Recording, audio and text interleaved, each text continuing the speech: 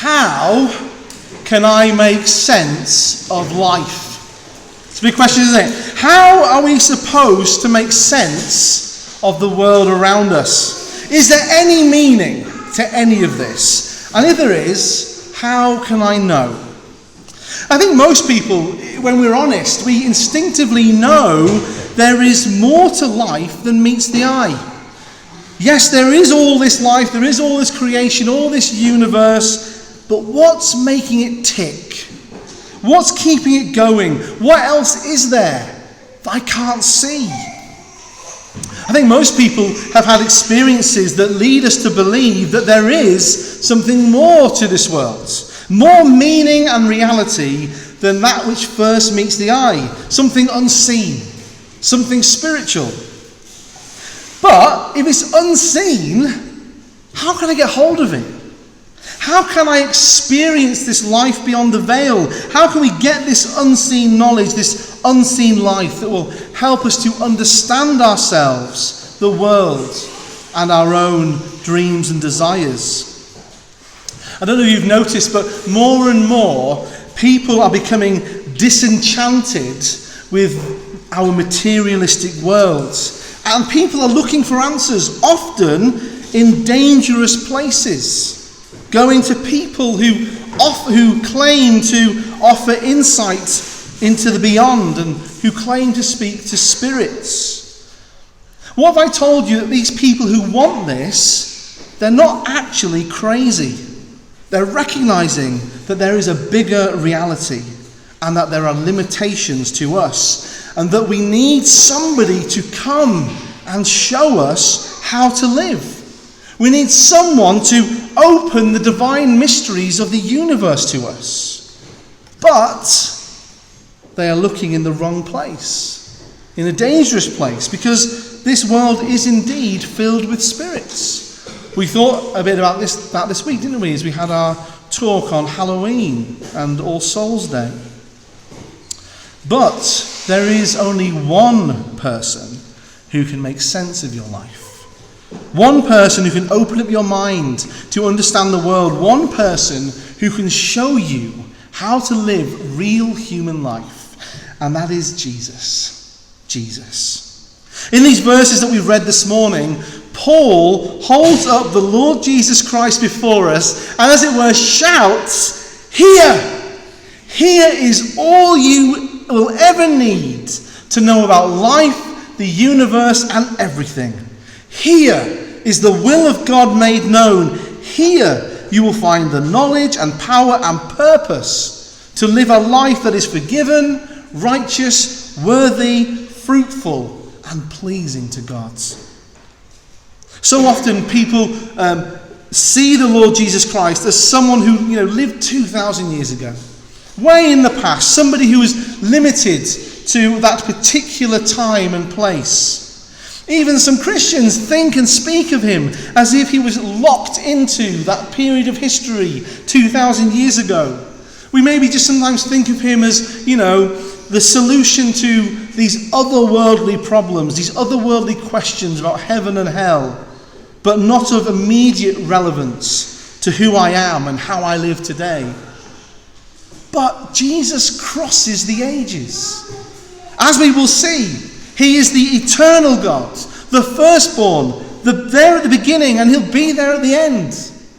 He is the creator. He made everything. And so there's no place that is off limits to him. He can come to you wherever you are and whenever you are. History is no obstacle to Jesus. If we try and keep Jesus in the past or limit his use, as it were, to otherworldly questions, then our lives will never make sense to us. But Paul tells us in Colossians that Jesus is alive and he's available to you today. That he is the center of everything and he wants to give you his life and his help. Our reading opened with these words: Jesus, he is the image of the invisible God, the firstborn of all creation. That's a weird one, isn't it? The image of the invisible. There's so many questions just about those few words. How can something invisible have an image? Who is the image of the invisible God, and why is God invisible in the first place? Well, let's take that one. Why is God invisible? Well, in Exodus 33, verse 20, God says, and we'll read it later on as we come to communion, "No man can see me and live." Because God is so holy, it's not safe for us to be in his presence as we are. Humanity has rebelled against God, and we have rejected his life. And so we can't just stroll into his presence like nothing's happened. We can't approach him by ourselves. We cannot see him. He's invisible to us. So how? How are we ever meant to be right with God? And how are we ever meant to see him? How can we meet him and receive all that he is? Well, we need the image of the invisible God. We need the invisible God to be made visible to us. The Greek word for image that's used here is the word ikon. It's the word we get the English word icon from. Yeah? Now, what is an icon? We all know what an icon is, don't we? An icon is a visual representation of something. And we use them all the time. So if you were to pull out your phones or look on your laptop, go to your computers, you'll have all these little icons on the screen. The Facebook icon, the Microsoft Word icon, the WhatsApp icon, whatever it may be. And we know that if we click on that icon, then what it does is it opens up a larger activity for us, a larger program.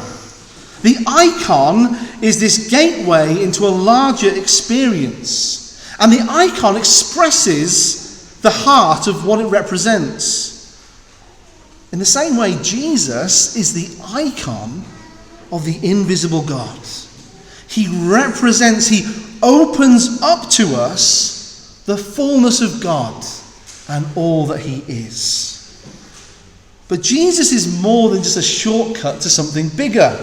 Someone once said that Jesus is a bit like a window that gives us a view into the deepest, highest, greatest, and fullest of all that is the living God. But he's more than just a window, because Jesus himself is the deepest, highest, greatest, and fullest of all that is the living God. Jesus is the living God. Jesus is an icon. He is the icon of the invisible God, because he himself is the living God, made flesh, made available to you. Okay, but so what does that mean? What does that mean to you and me? What does that mean to us?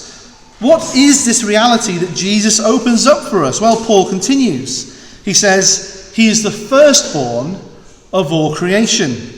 Now, this is a poor translation in the ESV. He's not the firstborn of all creation. He's the firstborn over all creation. And it's really important now. I'm not going to get into it now, but some of you will be aware of the, in church history, of the Arian heresy, the denial of the divinity of Jesus, and they wanted this to say of, because it sounds like Jesus was the first of many. But Jesus is God. He is the God the Son, the uncreated, begotten Son of the Father, there from eternity. And so when it says that he is the firstborn, we need to understand that's not an issue of chronology. We hear the word first as modern materialistic people. We think first in a line of something. But we need to understand it's not about chronology, but status. In the ancient worldview of the Bible, the firstborn wasn't always literally the first one who was born. We could think of Jacob over Esau. We could think of Isaac over Ishmael. No, it was a status that was given. And the one who was given the status of firstborn, they inherited all that belonged to their father. Every last bit. It's not like today where the father is divided from the father amongst everyone. No, it all goes to the firstborn, not so that he can keep it to himself, but then it was his job to then pass it out to all the family. It was his job as the firstborn to take care of everyone in the family who was under the father. All the life, wealth, and blessing of the Father came to everyone else through the firstborn. Jesus is the firstborn of the invisible God. All the life of the Father comes to us through Jesus.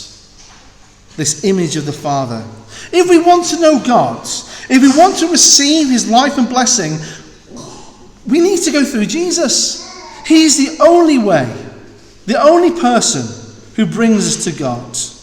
He is the only one who brings this unseen life of heaven to be a reality in our life. And he has this status not just over humanity, but it says over all creation. But why?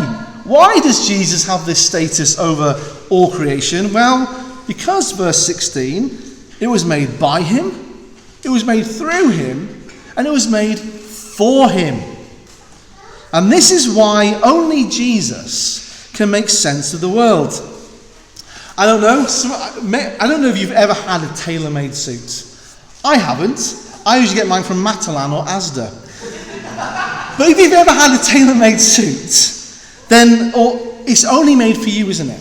Now, if I was to go to Andy's house and pick up surely one of his tailor-made suits from his cupboard, probably not, but let's just say for this illustration, and picked up one of Andy's, a suit tailor-made for Andy, it wouldn't make sense on me, would it? we could put it that way. Let's say it wouldn't fit. It wouldn't fit. It would be uncomfortable. It just wouldn't make sense. I'd be confused. Well, the universe is tailor-made for Jesus. And if I try and make all of this about me, well, it's not going to fit. It's not going to make sense. I'm going to be uncomfortable and confused. Why doesn't everything work out in my life? Why doesn't everything work for me? Why doesn't the world revolve around me? Because it wasn't made for you.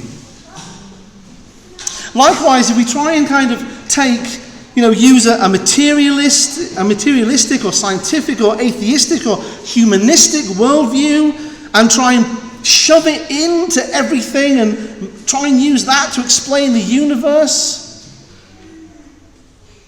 it's just not going to work. Those ideas don't fit. They don't answer everything. They don't fill everything. Because it wasn't made for them. It's made for Jesus.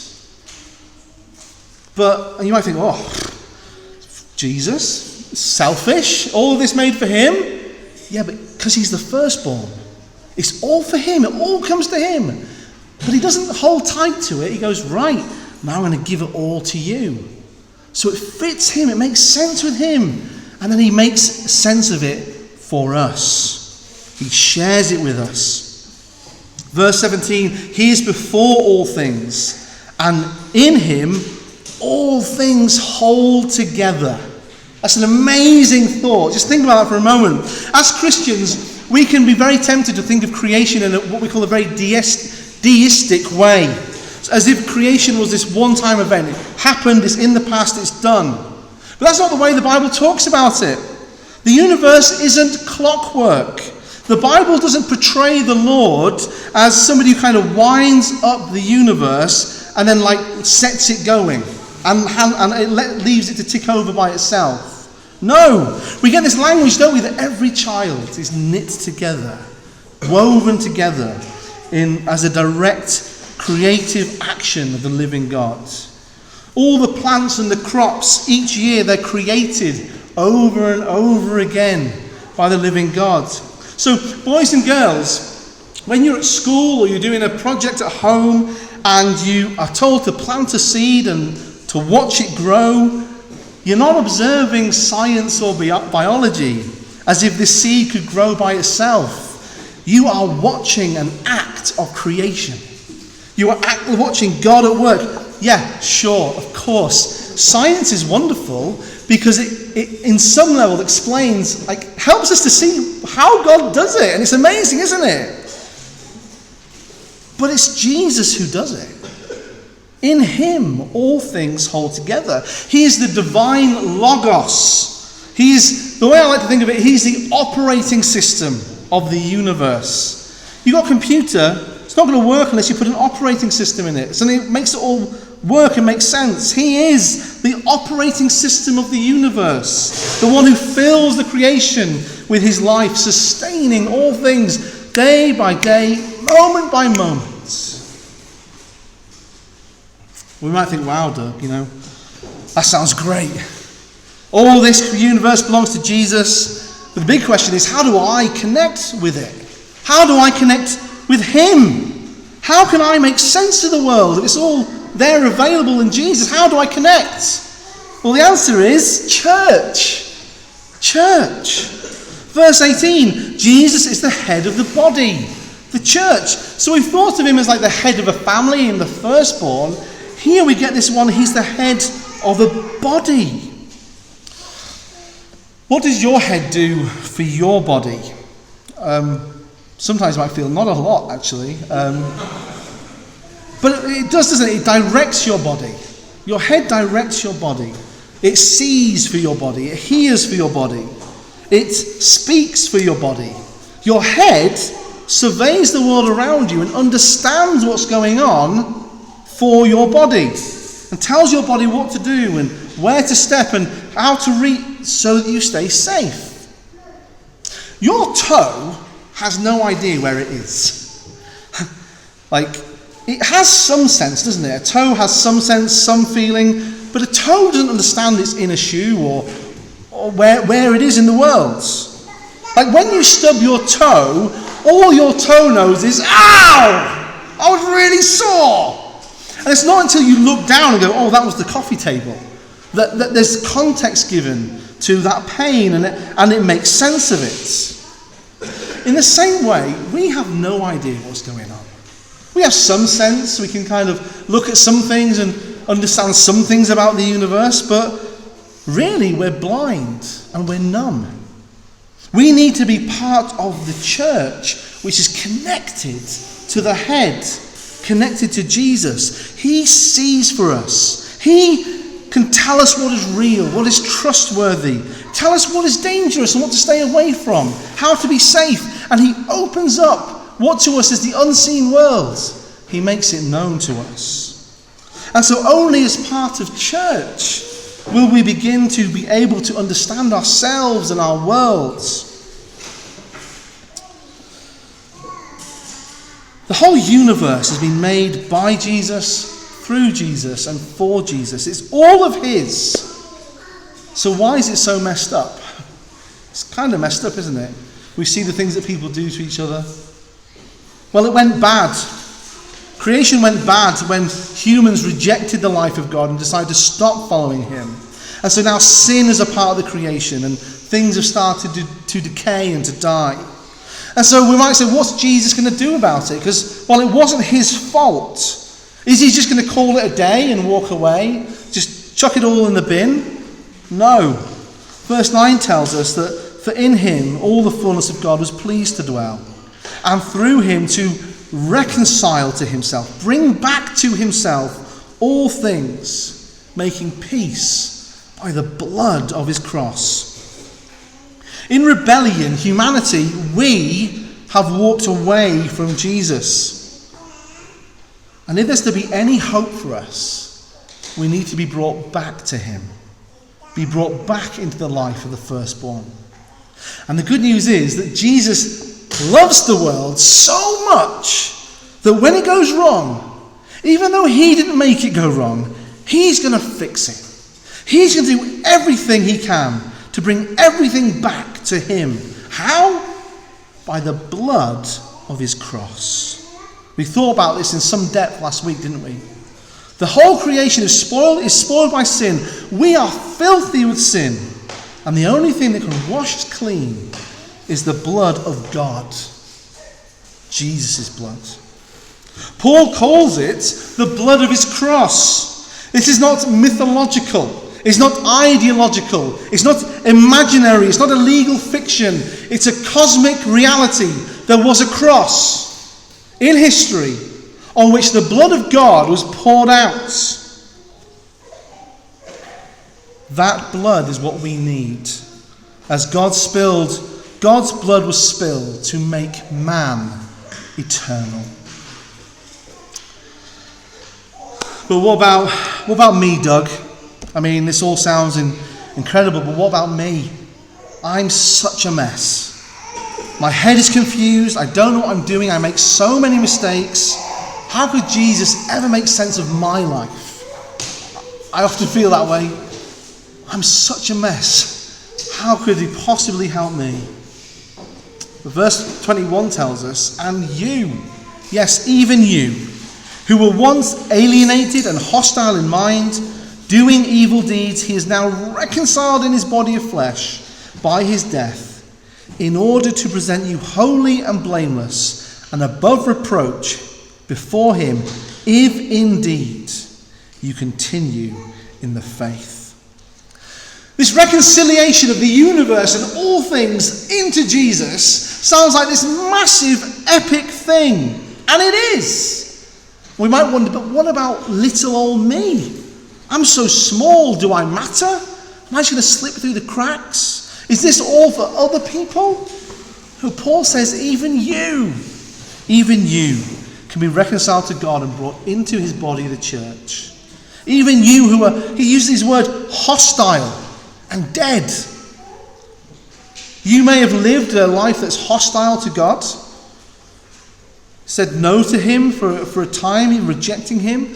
You may even have lived a life being completely spiritually dead. But even someone like that, Paul says, can be reconciled to God in Jesus. How are we reconciled to Jesus? It says, in the body of his flesh by his death. Paul is speaking of baptism here. Now, afterwards, if you want me to take you through all the texts that show that's what he's talking about, we can. But Paul is talking about baptism in the body of his flesh by death. In baptism, we are put into Jesus. That's how Paul puts it in Romans 6. So this morning, as we witnessed Mary be washed clean and placed into Jesus, she is reconciled to him. All of you who have been baptized have been reconciled to Jesus. How amazing is that, right? But is that it? Now reconciled to Jesus in baptism, can we go and live however we want to live? Just do whatever pleases us. Is Mary now set so that she just go through life doing whatever she pleases, ignoring God, living for herself, and still be saved on that final day? Is baptism like a cheat code for life? No, it's not. It's a covenant. Verse 22 says, you'll be reconciled through baptism in order to present you holy and blameless if you continue in the faith, not shifting from the hope of the gospel. I don't know how you can read this and come to the conclusion that Paul believes once saved, always saved. As for Paul, it is always about being saved and continuing walking with Jesus. You may have been baptized. You may even be baptized as a child. And if you have, that is wonderful. You were reconciled to Jesus. He has made a promise that he will fill you with his life as long as you stick with him. But have you? Have you? Or have you walked away? It is possible to be given the gift of reconciliation only to once again go, no, I don't want it, and walk away from God and walk away from Jesus. And that's kind of what Paul is talking about here when he uses this kind of strong phrase in verse 24. He says, in my sufferings for your sake and in my flesh, I am filling up what's lacking in Christ's afflictions. I just want to address that really briefly, because what could possibly be lacking in Jesus? Nothing. Paul is not saying, well, Jesus has done most of the work to save me, but I'll get myself over the finishing line. He's not saying that. He's saying what is lacking is actually what's lacking in me, Paul. What is lacking is lacking in Paul, not Jesus. He's saying Jesus' blood, his suffering, purifies the whole creation. But if it is going to purify Paul as a person, he must continue in faithfulness. he can't continue in wicked works. Jesus has washed the whole creation. But unless you say, yes, I want in on that, I'm going to make Jesus the center of my life, I'm going to follow him and live his way, then the afflictions of Christ will do you no good. That's what he's saying. But Jesus promises that for all who keep him at the center of their lives, no matter what their past is, no matter how messed up they are, no matter how terrible their sins have been and may sometimes continue to be, for any and all who turn to Jesus, repenting and placing him at the center of their lives, Jesus promises to present them holy and blameless before the Father. And we will get to see the invisible God. And notice this is so important. How is it that Paul understands that he's being faithful to Jesus? What is it that Paul does? He looks at his life and goes, yes, this is how I experience Jesus. He says, I rejoice in my sufferings, filling up what is lacking. Paul sees the sufferings he's undergoing as uniting him with Jesus. And this is really important because I think too often people think the gospel is become a Christian and everything's going to go right in your life. Become a Christian and you'll have health, wealth and prosperity. But it's not. It's actually far better than that. It's become a Christian and your suffering now makes sense. Become a Christian and everything has a purpose. Walking through life with Jesus means that our suffering has a meaning. It's not wasted. We can experience cleansing and purification through suffering. Now, you may want to object to that and say that that hasn't been your experience. How can suffering ever be good? To that, all I would say is, take it to Jesus and find out. Only he can make sense of your life. Paul says that through his suffering, what was lacking in him was filled up, whether that be holiness or blamelessness or patience or faith. Through his suffering, God has made him holy. But it's not the suffering itself. It's what we do in that suffering. So it's not simply whoever suffers the most is just the most holy. No. It's that if you suffering, whoever suffers the most has the most opportunity to trust Jesus and grow in him. That's really good news if you are suffering. If in our suffering we turn in on ourselves, why me? Then yes, we will become angry. We will pity ourselves and we will ask that, why me? But if we cry out to Jesus and ask for his help, if we trust him and cling on to him even in our suffering, then we will be made whole. We will be filled up. He can even make sense of our suffering. People are asking, there must be more to life than this. How can we know God? And people say things like, well, it's a mystery. You have to muddle through and hope for the best. Or, well, all paths must lead to him. No. Paul says in verse 26, the mystery that was hidden for ages is now revealed. It's revealed. How? Where? In Jesus, the image. He's revealing the invisible God. This mystery has now been given a face and a name, and it is Jesus. He is the way, the only way, to be brought into the life of heaven, the life of the Father. You see, knowing God is not some big secret that you have to kind of be brought like in a secret code, have your decoder ring and all that stuff. He's not trying to hide from you.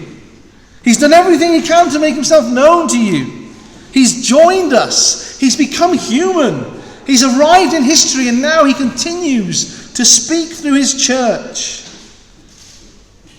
And today, here, his body, the church, is where you can find him and experience him and come in on his life. What is it about Jesus that means that even the most ancient documents in the world speak of him? Documents that were written hundreds of years before he was ever born of Mary speak of his life in detail. How can people know about Jesus before he was born? Who is Jesus if people know about him before he was born? Well, he's the eternal God from ages past. How do we explain the universe and everything in it? Even the most brilliant minds of all human history struggle to explain the stability and order in the universe, and there's dozens of theories as to why. How does the world have any structure to it? How does all this material hold together and make sense? Because things don't make sense on their own, do they? Things don't organize themselves and make laws for themselves. Things left alone tend to decay and fall apart. So why isn't the universe just a chaos of fallen apart mess? The answer is Jesus, the one who holds all things together. When people met Jesus, they found that in him was the explanation of why the world is the way it is. They understood that they were in the presence of the one who brought order, stability, and life. In the Gospels, Jesus could simply speak, and the world came into a higher order of order and meaning. He could walk on water. He tells the weather what to do. He can make limitless food out of a packed lunch. Demons are afraid of him. He could simply tell diseases to go away. He could wake the dead with a simple word, and he could answer every question. For him and around him, the world made sense and worked properly. Most of all, Jesus one day very calmly told his friends that I'm going to die, and on the third day of being dead, I'm just going to come back to life again. He told them that, do you know what? I know how to beat death once and for all. He had that power. He had that knowledge to take his life back even from the very grip of death. And he did exactly that. If he can do all of that, putting your life in order is not a problem at all. He can easily sort you out. And that is exactly what the disciples found. And so they found a man who made sense of their whole life and put the whole world in order. And so they went out to the whole world and said, we know why the world makes sense, why it can all be explained, why it is worth taking this world very seriously, why these bodies of flesh and blood matter so very much, why it is worth studying the world and even explaining the stars in the heavens. Because we have found the logic that gives logic to everything else. They simply said, we have found Jesus. Have you found Jesus? He wants to make sense of your life and to give you meaning. All the life and help of heaven is yours if you simply call out to Jesus, the image of the invisible God. In the name of the Father and the Son and the Holy Spirit. Amen.